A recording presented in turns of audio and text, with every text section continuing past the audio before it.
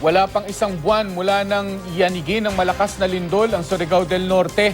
Nakaranas na naman sila ng malakas na pagyanig kahapon. Mahigit 80 bahay ang napinsala ng magnitude 5.9 na lindol. Isang patay matapos atakihin sa puso ng magpanik.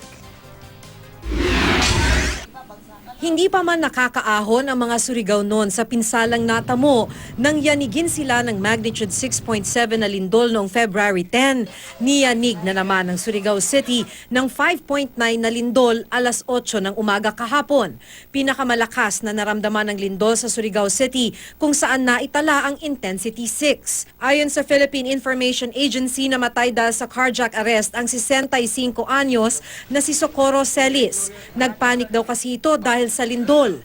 42 naman ang naitalang sugatan.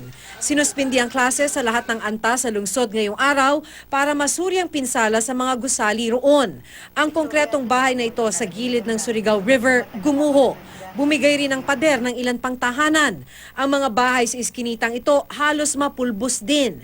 Nag-iwan ng mga bitak sa pader ang pagyanig.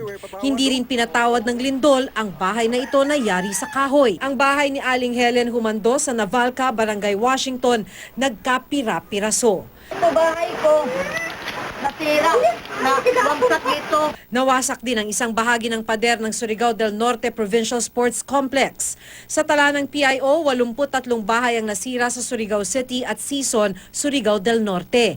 5 rito ang totally damaged, habang 78 ang bahagyang nasira.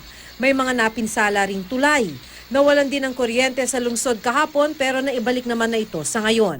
Ang mga pasyente mula sa iba't ibang ospital mas piniling sa labas muna manatili dahil sa takot. Ayon kay FIVOX Director Renato Solidum, ang pagyanig doon kahapon ng umaga ay aftershock ng lindol noong Pebrero. Posible pa rin daw na masundan pa ito. Wala namang banta ng tsunami kasunod ng pagyanig.